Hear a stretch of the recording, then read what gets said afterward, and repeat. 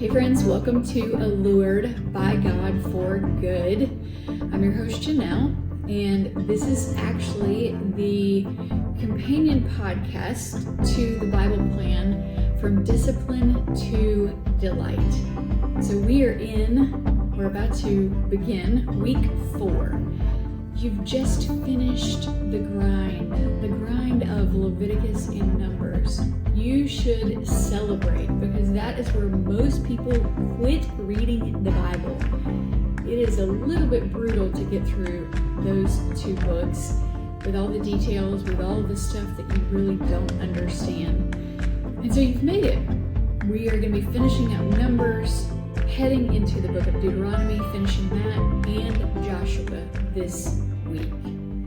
And so the theme of this week is entering.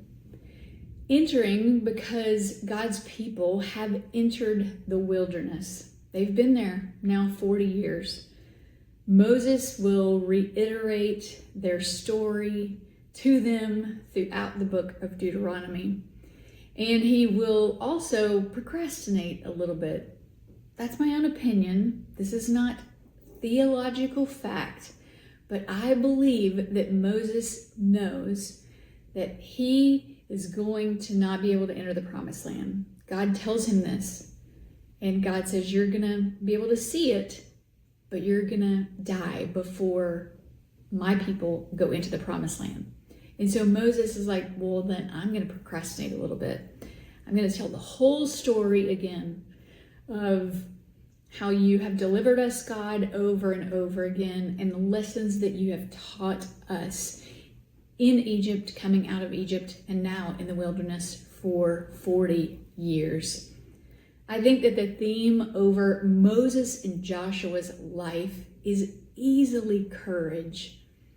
A lot of people give this theme, honestly, to Joshua, and it makes sense because Moses tells Joshua to be courageous. God tells Joshua to have courage. And that is what you see at the end of Deuteronomy and the beginning of the book of Joshua is be courageous, have courage, Joshua, over and over again. But I don't think we think about Moses having courage. Moses also needed courage to pass the baton to Joshua. Joshua and Caleb were 2 of the spies early on when they spied out the promised land and told the people, hey, we can take this, and God promised it to us, so let's go.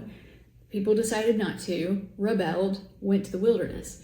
Joshua then became Moses' right-hand man.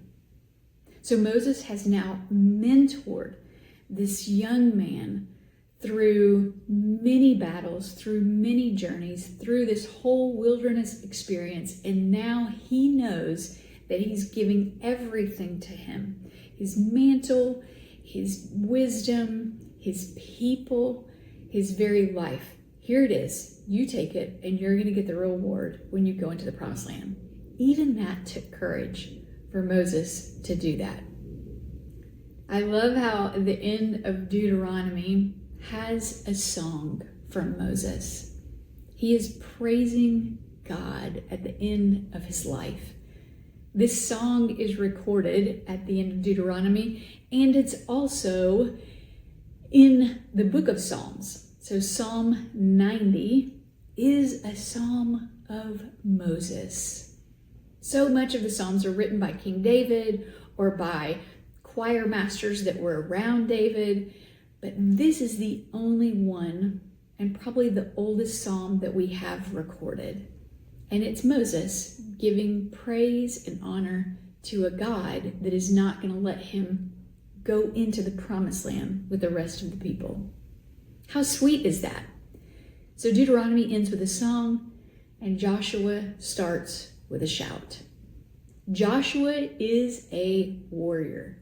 He is ready. He's been ready from the beginning of the wilderness to now, to the place where God takes him. And the walls of Jericho are going to fall in the book of Joshua.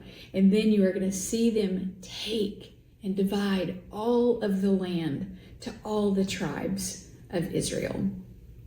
Here's what's interesting, and most people miss this verse, and I want to read it to us because we all know that Moses had this encounter with a burning bush. Okay, this was early on in the story in Exodus, had this encounter in the wilderness before he ever goes to Egypt.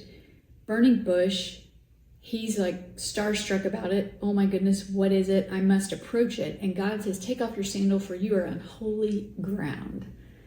It's holy ground, not because the bush was on fire and not burning up. It's holy ground because God is there.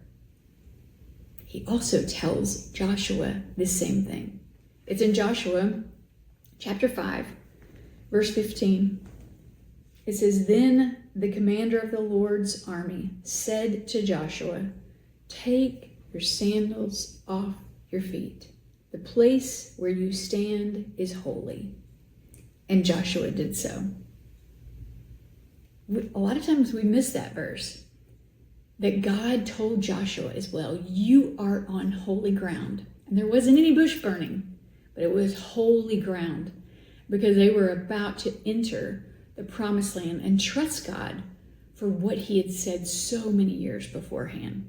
So, a couple tips as we're reading this week. Read Deuteronomy, realizing that Moses is procrastinating a little bit. And it's a review. It's his last lap around the story of God's goodness and his grace and his deliverance. And then sit in Joshua, especially the beginning. It's really amazing to see Joshua setting the stage of all of the land that they are about to inherit. And so don't linger too much in Joshua because you're going to get to the point where you just see lands being divided over and over again through all the tribes. You're going to see a lot of repetition of that this tribe is going to be in this land. This tribe has this many people and it's going to be in this land. Just read it. Just keep going. You're not going to get any huge epiphany from the division of the lands, but just knowing that God is fulfilling his promise to his people. And the last thing that I want to point out is the thread. I always want us to look for the thread of the big picture. The thread. I love this one, and I don't want you to miss it because it is of Rahab, a prostitute.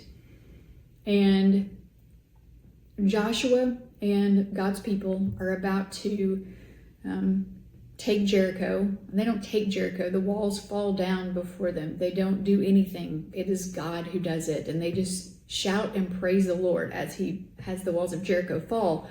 But before that happens, they go into the city to assess what's happening in the city.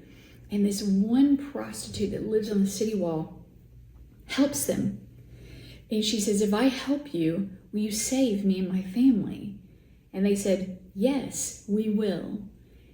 And so as a reminder, so we won't kill you and we'll protect you when we come and take the city, put a scarlet thread on your door, on your gate. Okay, are y'all joking me right now? Put a scarlet thread on your gate. And that's the reminder that you have our protection, that you are protected by the hand of God from the hand of God. Now, what's crazy about this is that Rahab is in the genealogy of Jesus. She is in the lineage of Jesus, whose scarlet blood was shed for us. So we see this scarlet thread actually making an appearance in a most unlikely place as the people are entering the promised land. So don't miss that part as we're reading this week. But enjoy it. Enjoy Moses' last lap around the story of God's goodness and his deliverance. And also watch as Joshua divides the land and we set the stage for the judges to come. So read on, and I'll see you again here next week.